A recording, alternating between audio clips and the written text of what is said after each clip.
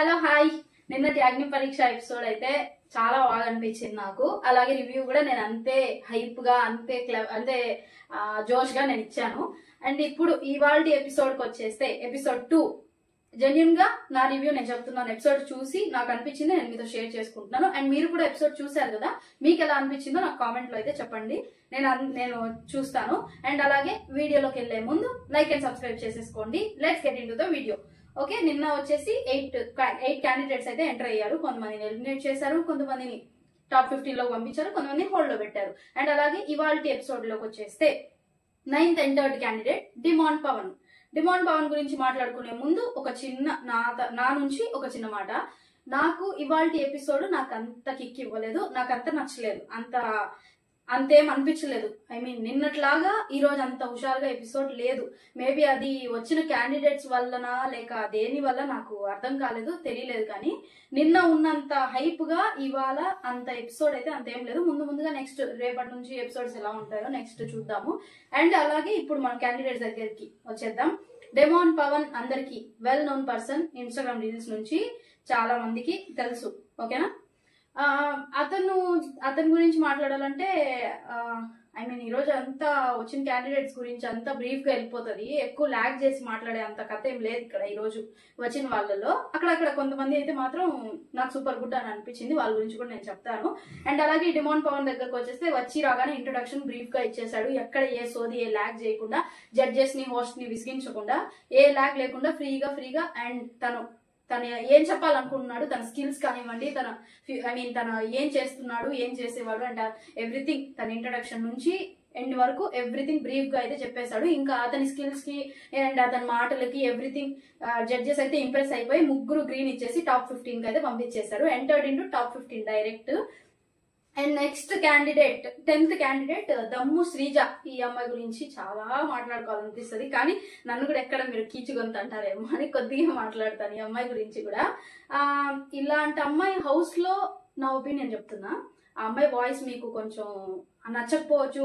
ఏంటి వచ్చి రాగానే సీన్ క్రియేట్ చేసింది, అది ఇది అందరి అటెన్షన్ పొందడానికి ఇలా చేసింది అలా చేసింది అని మీకు అనిపించవచ్చు.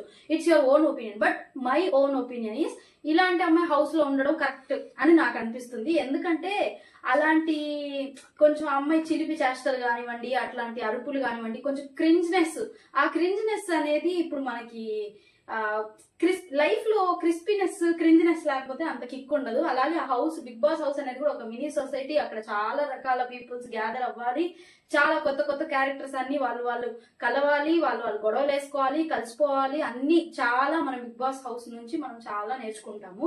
సో అలాంటి ఒక ప్లాట్ఫామ్ లో ఇలాంటి రకరకాల క్యారెక్టర్స్ ఉన్న వాళ్ళు ఖచ్చితంగా వాళ్ళకి అక్కడ ప్లేస్ దొరకాలని నేను అనుకుంటున్నాను. అలాగే ఈ దమ్ము శ్రీజ అనే అమ్మాయికి కూడా ఆ హౌస్ లోకి వెళ్లే ఛాన్స్, షీ డిజర్వ్స్ ఇట్ అని నాకు అనిపిస్తుంది. బట్ అభిజిత్ కి నచ్చలేదు ఆమె ఓవర్ యాక్టింగ్, అండ్ బిందు మాధవికి నచ్చలేదు. బట్ నవదీప్ చెప్పాడు, జస్ట్ ఒక ఛాన్స్ ఇచ్చి చూద్దాము, ఇలాంటి వాళ్ళు అతి ఉండాలి కదా హౌస్ లో అన్న మాట అయితే చెప్పాడు. అతి లేకపోతే ఎలాగాని అది 100% కరెక్ట్. నార్మల్ గా సాఫీగా సాగిపోతే కిక్ ఏం ఉండదు. గొడవలు ఉండాలి, అలగడం ఉండాలి, అండ్ ఏంటి ఏడుపు ఉండాలి, ఎమోషన్ ఉండాలి, ఫ్రెండ్షిప్ ఉండాలి, అన్ని రకాల ఎమోషన్స్ ఉంటేనే ఒకరు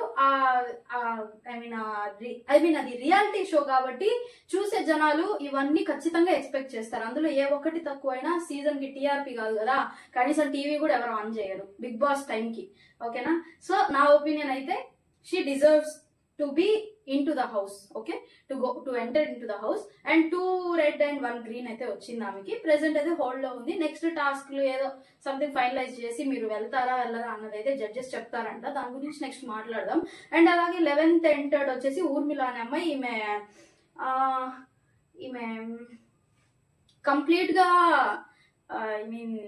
మొత్తం వచ్చింది, చెప్పేసింది, వెళ్ళిపోయింది అన్నట్టు ఉంది. ఈమె దగ్గర అయితే అలా ఏం లేదు. అండ్ అలాగే ఈ అమ్మాయి మిస్ తెలంగాణ ఫెమినైన్ అంట, 2017 అనుకుంటా, మిస్ తెలంగాణ ఫెమినైన్ అంట. సో చూడ్డానికి బానే ఉంది.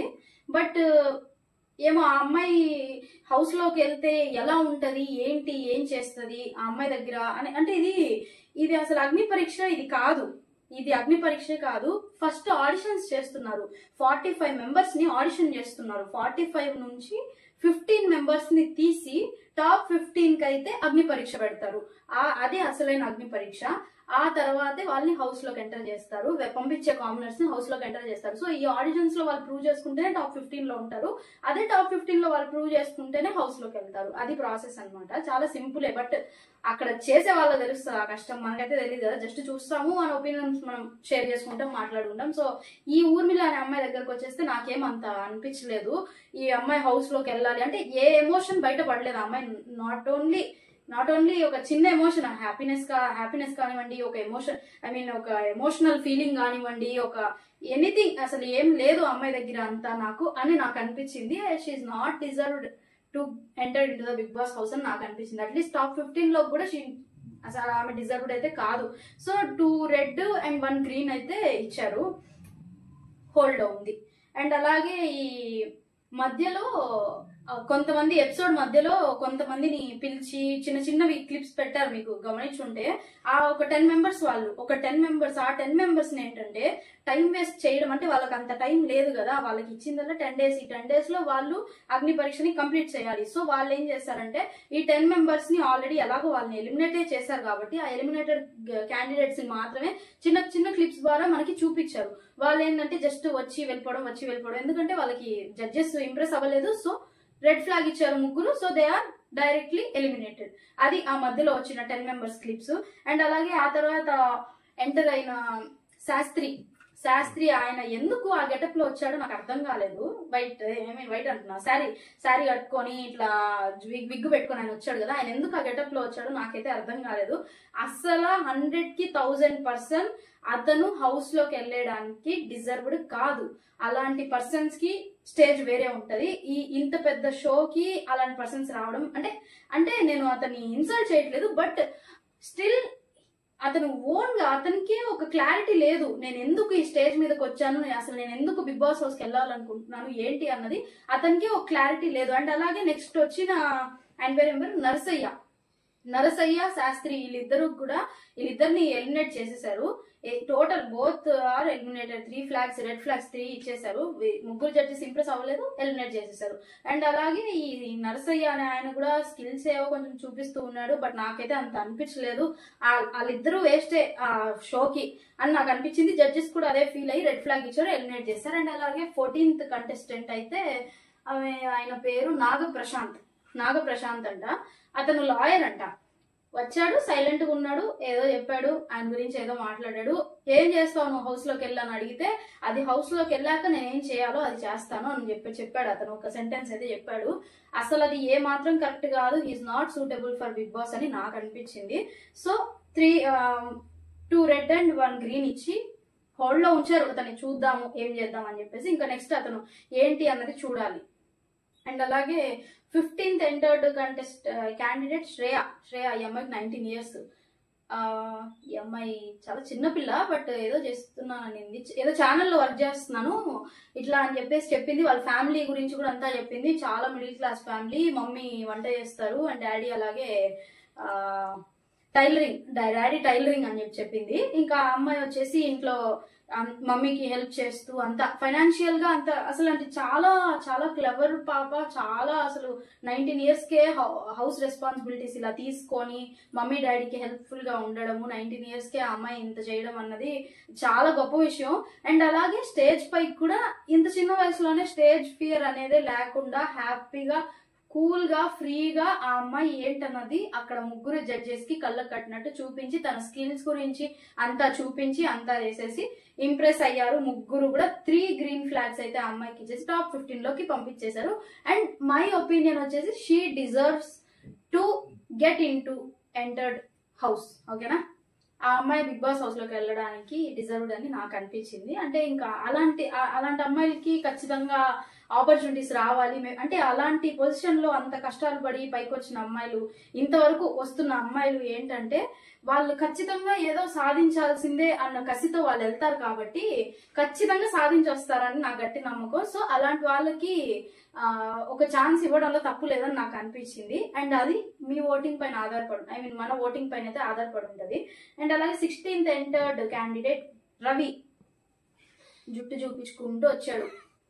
ఇలా ఏం చెప్పాడు, నా జుట్టుని చూసి నన్ను ఎన్నో మాటలు అన్న వాళ్ళకి దీన్ని ఎగరేసే నేనేంటో చూపిస్తాను అని అన్నాడు. అసలు అతను ఇరిటేటింగ్ గా మాటలు కానివ్వండి, ఓవర్ యాక్షన్ కానివ్వండి, ఫుల్ ఇరిటేటింగ్ మనిషి. ఫస్టే అతనికి రావడమే అభిజిత్ అనుకుంటా రెడ్ ఫ్లాగ్ ఇచ్చేసాడు. ముగ్గురు రెడ్ ఫ్లాగ్ ఇచ్చేసారు, ఎలిమినేట్ అయిపోయారు.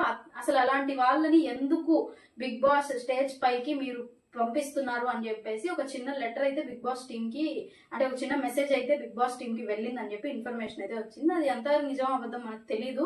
బట్ అది ఏంటంటే చాలా చాలా పెద్ద రియాలిటీ షో కదా. సో ఏంటంటే ఇట్లా చిల్లర వేషాలు వేసే వాళ్ళందరూ అట్లా స్టేజ్ల పైకి పోయి అట్లా చేయడం అనేది అది కరెక్ట్ కాదు.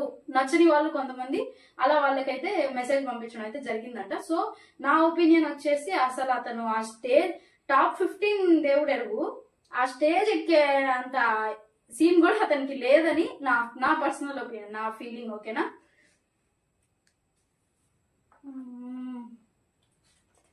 అండ్ నెక్స్ట్ వచ్చేసి 17th entered Sriteja. I mean ఇతను ఇందాక మాట్లాడుకున్నాం కదా, ఏం పేరు అతని పేరు, రవి. అదే జుట్టు ఎగరేసుకుంటూ వచ్చాడు. ఇంకొక మాట కూడా అన్నాడు, ప్రెగ్నెంట్ ఉమెన్ గురించి కూడా ఒక మాట అన్నాడు. అదైతే నాకు పర్సనల్ గా, బికాజ్ నేను ఒక ఉమెన్నే కాబట్టి నాకు పర్సనల్ గా నాకు అనిపించింది, ఆ ప్రెగ్నెంట్ అయిన ఉమెన్ అయితే ఒక ½ అన్ అవర్ లో డెలివరీ అయిపోద్ది, ఇంకా ఆమె ఇంకా నార్మల్ అయిపోతుంది. దానికంటే ఎక్కువ పెయిన్ మగోడు భరిస్తాడు.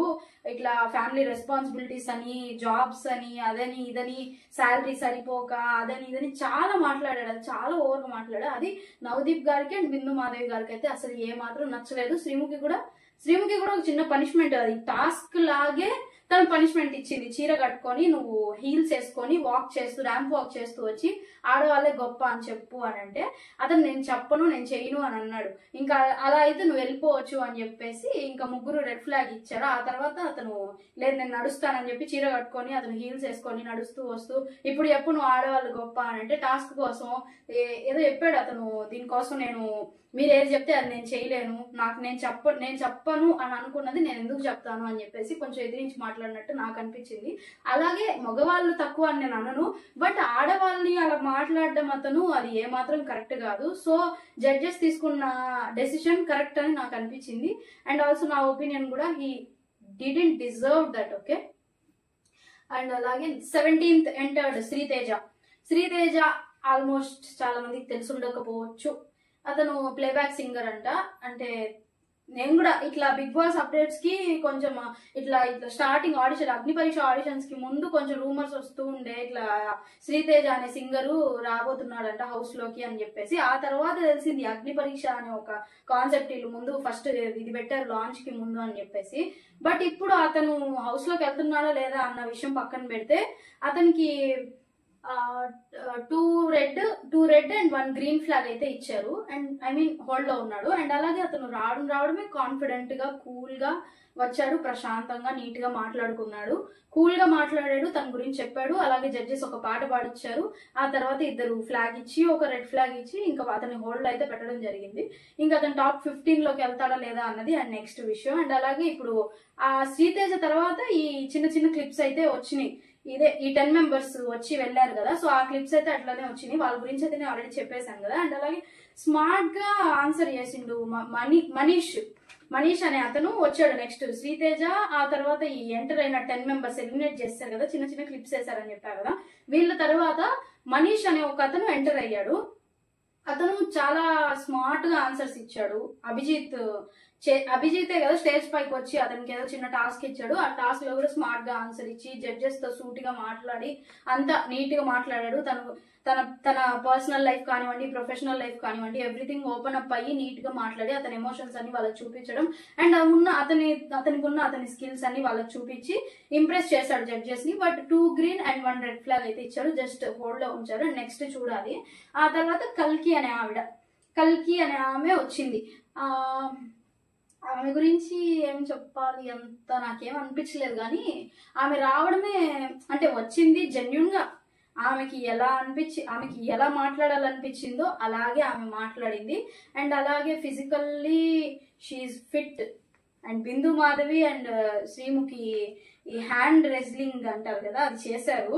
ఇద్దరిని ఓడించింది ఆవిడ. బట్ బిగ్ బాస్ హౌస్ లో ఫిజికల్ టాస్క్ చాలా ఉంటాయి, మనందరికీ తెలుసు.